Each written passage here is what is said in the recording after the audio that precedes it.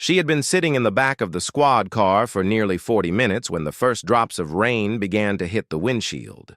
Her wrists were raw where the cheap metal cuffs had bitten into her skin, and the sour smell of stale coffee and desperation that seemed to live in the fabric of the back seat was making her stomach turn. Through the streaked glass of the window, she could see the chaotic scene unfolding outside the gate of Naval Base San Diego. Blue and red lights swirled across the wet asphalt, reflecting off the faces of the young sailors and Marines who had stopped to gawk. Her name was Lena Cross, and at 32 years old, she was being arrested for trespassing on a military installation she had once called home. The two shore patrol officers who had grabbed her by the gate were young, probably both under 25. They had the fresh, eager look of men who had just been given a taste of real authority and were enjoying it a little too much. The taller one, whose name tape read Rodriguez, had been particularly rough, yanking her arms behind her back and slamming her against the hood of their white truck before she could even explain why she was there. He hadn't listened. He had seen a civilian woman in dirty jeans and a worn-out leather jacket with no visible ID trying to walk onto a secure naval installation. To him, she was a problem to be solved with handcuffs and a trip to county lockup. But Lena wasn't just any civilian. In the front seat of the squad car, the younger officer, a kid named Benson who couldn't have been more than 22, kept looking back at her in the rearview mirror. And there was a flicker of uncertainty in his eyes. He had been the one to pat her down, and when he had lifted the hem of her jacket to check her waistband, he had seen the ink. He had gone very still for a second before quickly pulling her jacket back down. He hadn't said a word about it to his partner, but Lena had seen the recognition flash across his face. He knew what that tattoo meant. He just didn't know what to do about it. Lena leaned her head back against the uncomfortable plastic seat and closed her eyes. The rain was coming down harder now, drumming a frantic rhythm on the roof of the car. She could still feel the phantom weight of her old uniform, the rough wool of the dress blues, the heavy steel-toed boots. It had been 8 years since she had been discharged, but the Navy never really left you. It lived in your bones, and in the way you stood at attention when you heard reveille, in the way you could still navigate a ship's passageways in your sleep. She had been a master at arms, a military police officer assigned to some of the Navy's most sensitive and dangerous missions. She had served on the USS Carl Vinson during its tour in the Persian Gulf, had been one of the first responders when a fire broke out in the engine room, pulling 2 sailors to safety before the damage control team even arrived. She had been awarded the Navy and Marine Corps Commendation Medal for that. She had served with the Maritime Expeditionary Security Squadron, protecting high-value assets in hostile ports. She had the scars to prove it. A long, puckered line on her left forearm from a piece of shrapnel during a rocket attack in Bahrain, and a faded burn mark on her neck from a close call with a faulty fuel line. But none of that mattered anymore. The Navy had moved on. She was just a name on a dusty personnel file in an archive somewhere. The arrest was the culmination of a long, slow slide. After her discharge, Lena had struggled. The transition back to civilian life had been harder than she had ever anticipated. The hypervigilance, the inability to connect with people who hadn't shared her experiences, the constant, low-grade hum of anxiety that she tried to drown in cheap whiskey. It had all taken its toll. She had bounced from job to job, from security guard to warehouse worker, never able to hold anything down for more than a few months. She had lost her apartment 6 months ago and had been sleeping in her beat-up Ford Focus ever since, and parking it in different spots around the city each night, always with one eye open. This morning, she had driven to the base for one simple reason: to see the ship, just to see it, the USS Constitution, a guided missile destroyer that was currently in port for repairs. She had served, on a similar ship, the USS John Paul Jones, and seeing the sleek gray hull of a destroyer always brought back a flood of memories. The good ones. The ones that made her feel like she had once been someone. She hadn't planned to try to get on the base. She just wanted to park across the street to sit and watch for a while. But when she got out of her car, her feet had simply started walking. It was a compulsion she couldn't explain. A magnetic pull toward the only place she had ever truly felt she belonged. And now, she was in cuffs, and facing a charge that could land her in jail for months. Outside the car, the rain had intensified into a full-blown downpour. Through the distorted glass, Lena saw a black staff car pull up near the gate. It was a sleek, government-issue sedan, the kind used by high-ranking officers. The door opened, and a man stepped out, holding a black umbrella over his head. He was older, with close-cropped silver hair and a posture so rigid it seemed to defy the very concept of slouching.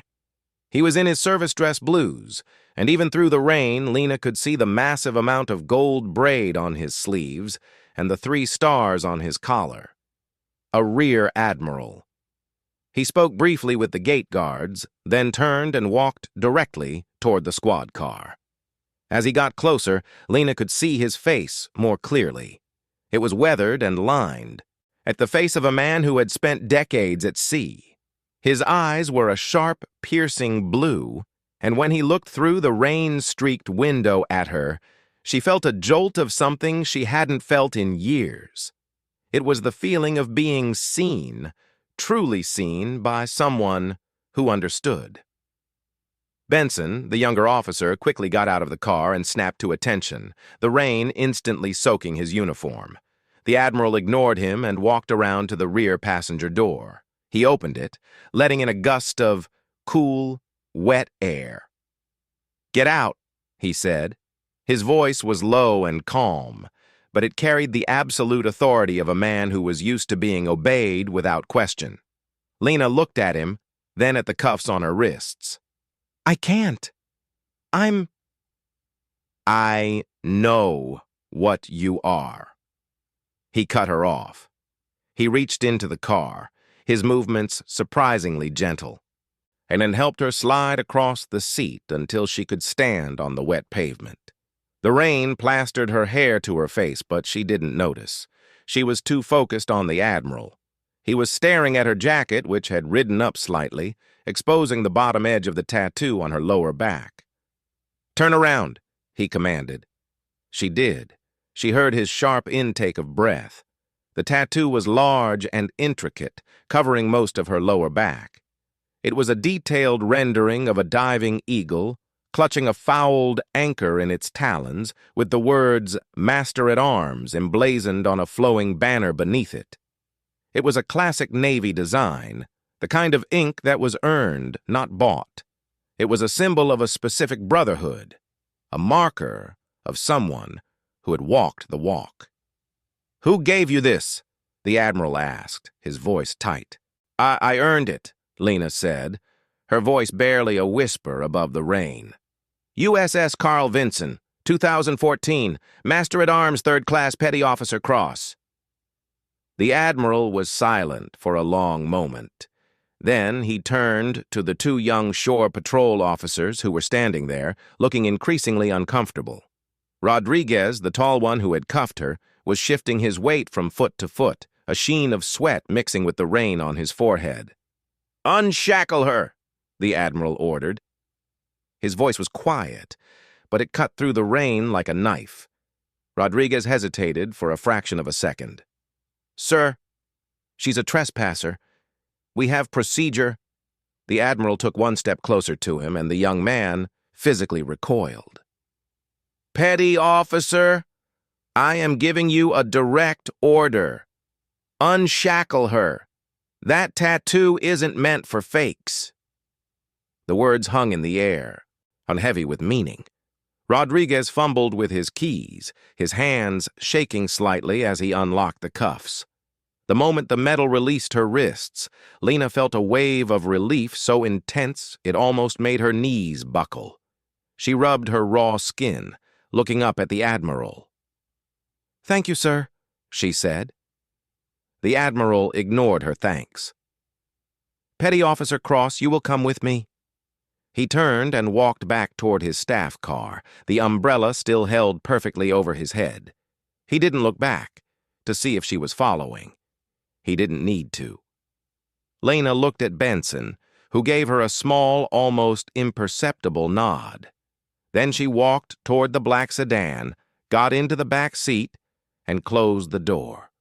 The car pulled away from the chaotic scene at the gate, leaving the flashing lights and the gawking sailors behind.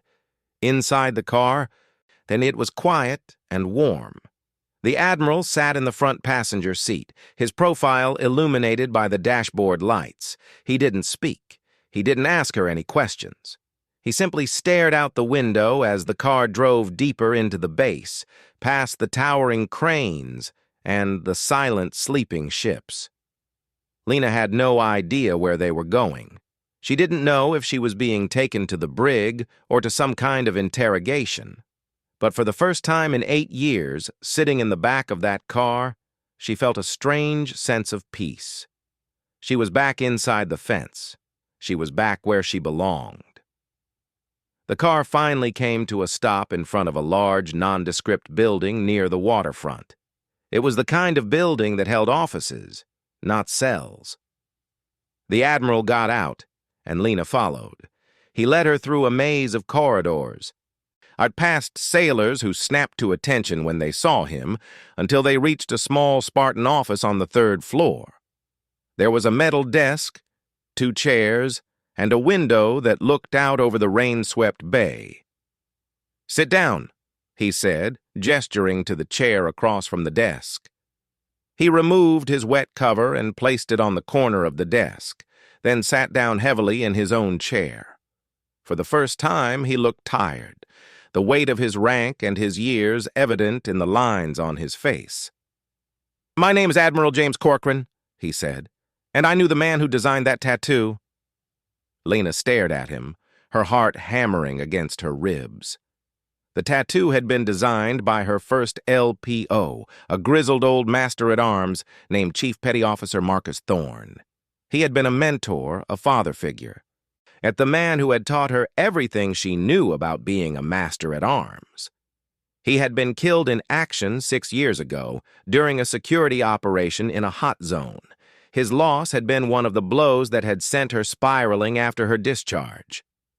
"Chief Thorne," she whispered. Admiral Corcoran nodded slowly. "He was my son-in-law." He leaned forward, his piercing blue eyes locking onto hers. "He spoke of you often, Petty Officer Cross. He said you were the best he had ever trained. He said you had a fire in you that the Navy needed." He paused, letting the words sink in. "So when I saw a woman being arrested at the gate, with his design on her skin, I knew something was wrong. Marcus's people don't become trespassers.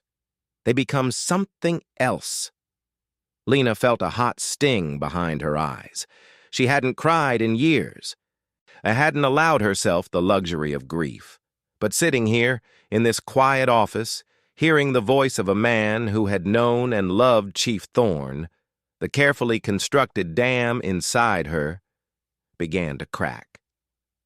"I'm sorry, sir," she managed to say, her voice thick. "I don't know what I'm doing here. I didn't mean to cause any trouble. I just wanted to see the ship." Admiral Corcoran studied her for a long moment. He didn't look judgmental. He looked like a man who had seen too much of life to be surprised by its cruelties. "Tell me," he said simply. "Tell me everything." And so Lena did. She told him about the struggles after her discharge, the loneliness, the failed jobs, the drinking, the slow, agonizing fade into invisibility.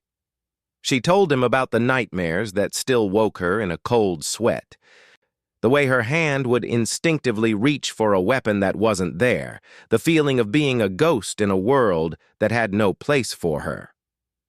She told him about driving to the base this morning, not with any intention of breaking the law, but with a desperate, aching need to connect with the only part of her life that had ever made sense. When she finished, the office was silent except for the soft hum of the ventilation system and the distant rumble of thunder. Admiral Corcoran hadn't interrupted her once. He had simply listened, his face impassive. When she was done, he leaned back in his chair and let out a long, slow breath. "Do you know why I'm here, Petty Officer Cross?" he asked. "At this base? At this godforsaken hour in the pouring rain?" Lena shook her head. "I'm here because I'm losing good people," he said, his voice heavy with a weariness that went beyond the physical. "Not to combat, not to accidents. I'm losing them to this." He gestured vaguely, encompassing everything outside the window.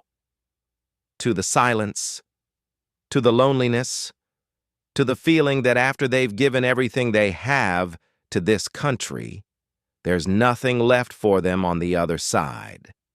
Marcus's daughter, my daughter, she's a Navy wife. She sees it in the wives of her husband's shipmates. The isolation, the struggle, it's an epidemic, and no one is talking about it." He stood up and walked to the window, his back to her. The rain streaked down the glass, distorting the lights of the city across the bay. "I have a problem, Petty Officer Cross," he continued. "A problem that requires someone with your specific skill set. Someone who knows the inside of a ship. Someone who understands the culture. Someone who can talk to sailors in a way that a chaplain or a psychologist can't." Lena sat forward, her confusion momentarily overriding her emotional exhaustion. "Sir?" Admiral Corcoran turned to face her. His eyes were bright with a new kind of intensity. "There's a ship, the USS Constitution. She's in port for repairs, but she's scheduled to deploy in 6 weeks.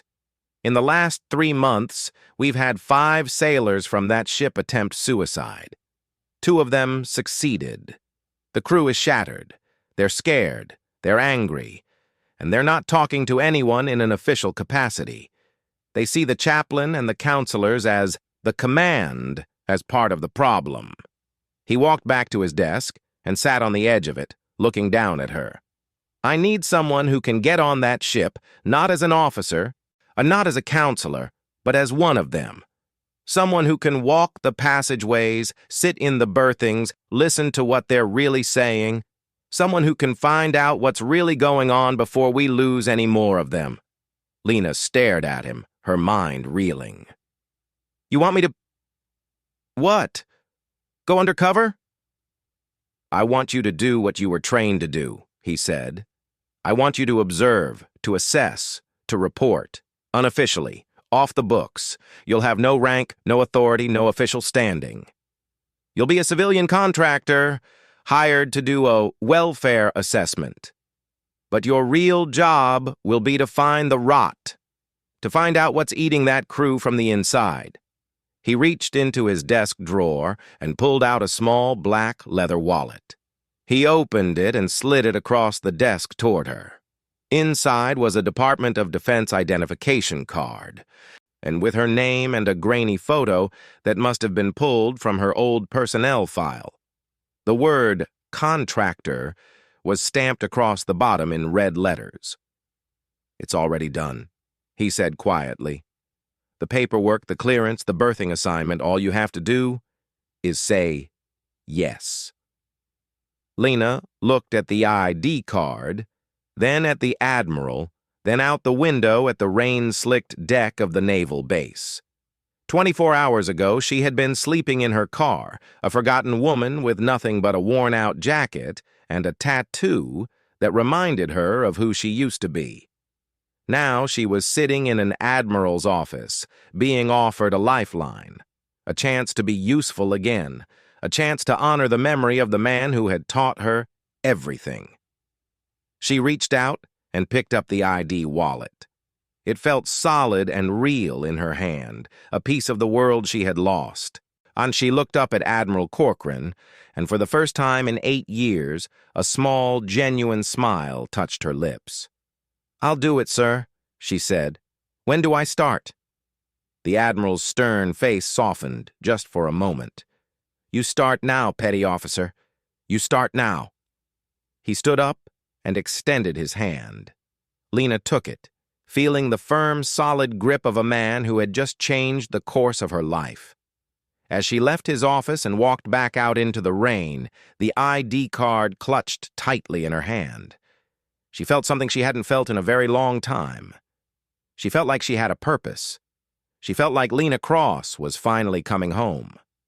The USS Constitution loomed before her in the gray dawn light, a massive, intimidating structure of steel and weaponry. Lena stood at the foot of the gangplank, the temporary ID badge clipped to her jacket, on a small duffel bag slung over her shoulder. The rain from the night before had stopped, leaving the air clean and sharp, with the familiar smells of salt water, fuel, and paint that she remembered so well. The ship was a guided missile destroyer, an Arleigh Burke class, just like the one she had served on. It was over 500 feet long, with a sleek, angular design meant to deflect radar. Its deck was cluttered with missile launchers, radar domes, and close-in weapon systems. It was a city of war, a floating fortress designed to project American power anywhere in the world. And right now, it was a city in mourning. As she walked up the gangplank, she was met by a young sailor, a seaman apprentice, who couldn't have been more than 19. And he had the look of a kid who had been given a shitty duty and was determined to do it perfectly. He checked her ID, scanned her bag, and then led her through a watertight door into the ship's interior. The moment she stepped inside, she was hit by a wave of sensory memories. The smell was the first thing, a unique blend of diesel fuel, hydraulic fluid, cleaning solvents, and the faint, ever-present mustiness of a metal box sitting in salt water. Then there was the sound, the constant hum of ventilation systems, the distant clang of metal on metal from the repair crews, the muffled announcements over the ship's intercom, and finally, there was the feel of it, the slight, almost imperceptible movement of the deck beneath her feet. Even in port, and the narrow, claustrophobic passageways that seemed to go on forever. The seaman led her deep into the ship, down ladders and through passageways, past sailors who barely glanced at her. They were all in their working uniforms, their faces tired and drawn. There was a palpable sense of heaviness in the air, a weight that had nothing to do with the tons of steel above them. It was the weight of grief, of fear, of secrets. Her berthing was a small stateroom that had once been used for visiting officers. It was a luxury by shipboard standards, a single bunk, a small desk, a sink. The seaman pointed out the head and the mess decks, then left her alone. Lena sat on the edge of the bunk, the metal frame creaking under her weight, and took a deep breath. She was here. Now she just had to figure out what she was supposed to do. Admiral Corcoran had given her no specific instructions, no list of suspects, no obvious starting point.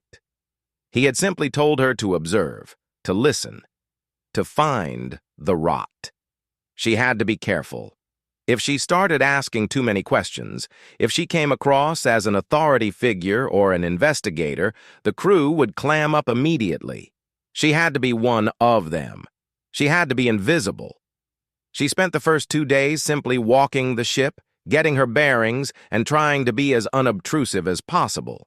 She ate her meals on the mess decks, sitting alone at first, then gradually starting to exchange small talk with the sailors around her.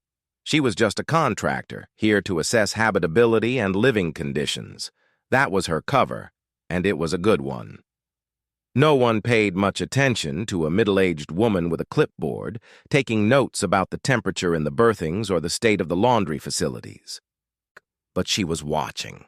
She was always watching.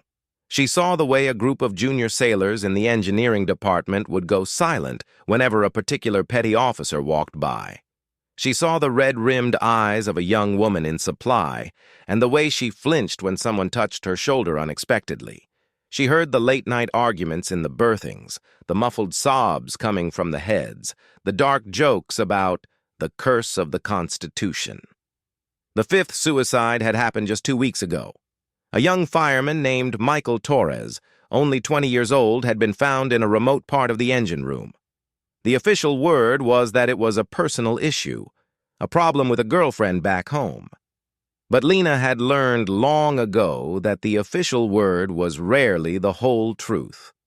On her third day aboard, she decided to focus on the engineering department. It was the heart of the ship, the hottest, loudest, most physically demanding place to work. It was also where 2 of the suicides had occurred. She spent the morning in the main engine room, watching the sailors work on a massive piece of machinery. The noise was deafening, a constant roar that made conversation impossible without shouting. The heat was oppressive, easily over 100 degrees. The sailors moved with a practiced efficiency, their faces streaked with sweat and grease. She noticed one sailor in particular, a machinist's mate second class named David Chen. He was in his late 20s, with intelligent eyes and a quiet, competent demeanor. He seemed to be the go-to guy for the younger sailors, the one they looked to when they weren't sure what to do. But there was something in his eyes, a deep, bone-tired weariness that went beyond physical exhaustion. He looked like a man who was carrying a secret that was slowly crushing him. Later that afternoon, she found him alone in a small workshop off the main engine room, working on a piece of damaged piping. She knocked on the open hatch. "Mind if I take a look in here?" she asked, holding up her clipboard. "Just checking for safety hazards." Chen looked up, his eyes briefly scanning her ID badge. "Knock yourself out, Sai," he said, his voice flat. He turned back to his work. Lena walked around the small space, making a show of checking the fire extinguisher and the lighting. She could feel his tension, the way his shoulders were hunched, the way he gripped the pipe wrench with unnecessary force. "Tough duty, engineering," she said casually. "I'm trying to break the ice. I was on a destroyer back in the day, spent some time in a similar space. Never knew how loud a place could be until you have to sleep right above it." Chen glanced at her again, a flicker of interest in his tired eyes. "You were Navy?" "Master-at-arms," she said. "A long time ago." He grunted. "Different world. You guys got to walk around in the fresh air. We live down here in the pit." "Someone has to make the ship go," she said with a small smile. He didn't smile back. He just shook his head and went back to work. "Someone has to," he repeated quietly, almost to himself. "Doesn't mean it's worth it." Lena felt a chill run down her spine. It was a small thing, a throwaway comment, but it was exactly the kind of thing she was looking for. She didn't push. She simply finished her inspection and left. But she made a mental note of David Chen. He was someone to watch. Over the next few days, she saw more of him. She made a point of being in the engineering spaces during meal times or during the rare moments when the sailors had a few minutes to stand around and talk.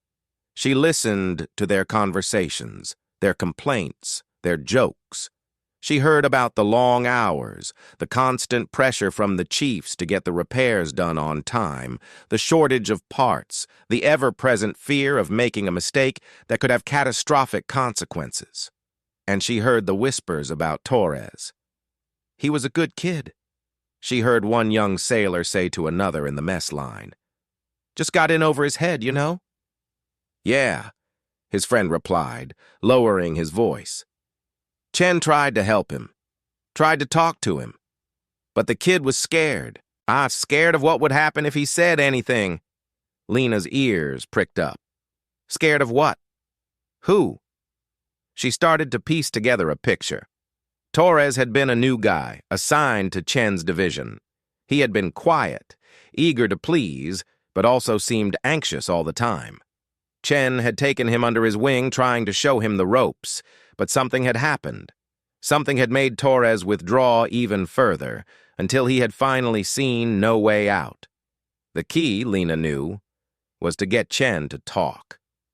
But he was wary, guarded. He kept his distance from her, always polite but never engaging. He was protecting something or someone. Her break came on a Saturday night. The ship was in port and most of the crew had liberty. The engineering department was running a reduced watch, and Chen was one of the unlucky few stuck on duty. Lena found him on the fantail, the open area at the very back of the ship, staring out at the dark water of the bay. He was alone, leaning against the railing, a cup of coffee growing cold in his hand. She walked up and stood beside him, leaving a respectful distance between them. The night was cool and clear, the lights of the city sparkling across the water. "Beautiful view," she said quietly. He didn't look at her. "Yeah. Reminds you there's a world out there, a normal world. You don't feel like this one is normal?" He let out a short, humorless laugh. This is about as far from normal as you can get. We're a floating tin can full of kids with too much power and not enough sleep, sitting on enough explosives to level a small city. And we're all pretending like everything's fine." He finally turned to look at her, and his eyes reflecting the distant city lights. "But you know that, don't you? That's why you're really here." Lena's heart skipped a beat. She kept her face neutral. "I'm here to check the living conditions." "You're here because of what happened to Torres," Chen said flatly. "And the others. You're not a habitability assessor. You're a hunter. I can see it in the way you watch people." There was no point in denying it. This man was too smart, too observant. He had seen through her cover in a way that no one else had. Lena took a deep breath and decided to take a risk. "You're right," she said softly. "I'm here to find out what's happening to this crew, to stop it from happening again. I need your help, Chen." He stared at her for a long moment, his jaw tight. Then he looked back out at the water. "Torres came to me," he said, and his voice barely above a whisper. "A few weeks before he did it. He was scared, not of the deployment, not of the work. He was scared of a person." Lena held her breath, waiting. "He wouldn't tell me who," Chen continued. "Said he couldn't. Said the guy had something on him. Something that would ruin his career, get him kicked out. He was just a kid, you know? He made a mistake, a stupid kid mistake, and someone used it to own him." "What kind of mistake?" Lena asked gently. Chen shook his head. "I don't know. He wouldn't say, but I saw the fear in his eyes. It wasn't just fear of getting in trouble, it was terror, pure animal terror. I tried to get him to go to the chief, to the chaplain. He wouldn't. He said it would only make it worse. He said the guy had friends, important friends." He turned to face her fully, his expression a mixture of anger and anguish. "I failed him. I should have pushed harder. I should have gone to someone myself. But I didn't. I told myself it wasn't my place, that he'd come around. And now he's dead." Lena put a hand on his arm. "It's not your fault. You tried." "It's not just Torres," Chen said, his voice hardening. "There are others. I see it. The way some of the senior guys look at the junior guys, the way favors are asked for and given with a look that says there's a price to be paid later. It's a sickness. It's been going on for a long time, and no one wants to see it. No one wants to rock the boat." Lena finally understood. This wasn't just about grief or stress or the pressure of the job. This was about power, about predation, about someone or a group of someones, are using their rank and their influence to prey on the most vulnerable members of the crew. It was a cancer, and it was killing the ship from the inside. "Tell me who, Chen," she said, her voice urgent. "Give me a name." Chen looked at her, his eyes filled with a conflict she could almost feel. He was terrified of the consequences of talking, but he was also haunted by the ghost of Michael Torres. Finally, he took a deep breath and opened his mouth to speak. But before he could get a single word out, a voice boomed from the darkness behind them. "Well, well, what do we have here? A little party on the fantail?" Lena spun around. A large figure had emerged from the shadow of a superstructure. It was a first-class petty officer, a man she had seen before but hadn't paid much attention to. He was big, with a thick neck and cold, flat eyes that held no warmth at all. His name tape read, Kozlowski. Chen visibly paled. He took a step back, his body language shifting from guarded to outright fearful.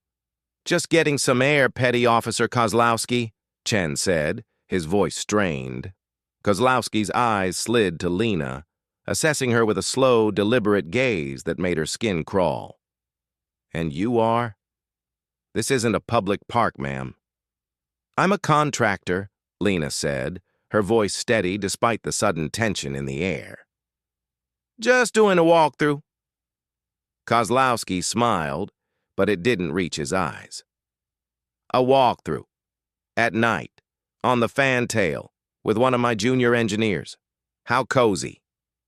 He took a step closer to Chen. "You got a problem, Chen? Something you need to talk about? Because if you've got a problem, you know you're supposed to come to me first." Now that's the chain of command.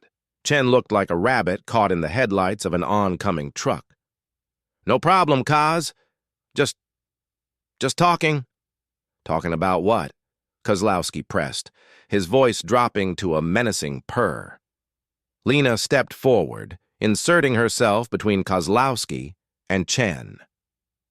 "We were talking about the weather," she said flatly. "Beautiful night, isn't it?" Kozlowski's eyes narrowed.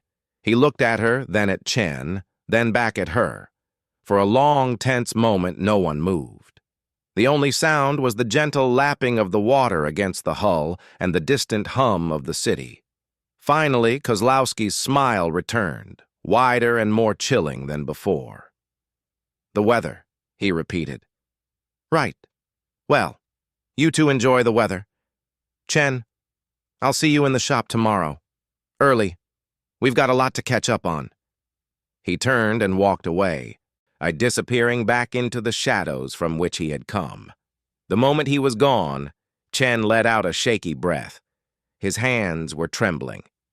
"That's him," he whispered, his voice barely audible. "That's the one, Kozlowski. He's the one Torres was afraid of. He's the one who owns people." Lena looked into the darkness where Kozlowski had vanished, her jaw set with grim determination. The rot had a name. It had a face. And now, it knew that someone was asking questions. The hunt was on, and Lena knew that from this moment forward she was no longer an invisible observer. She was a target.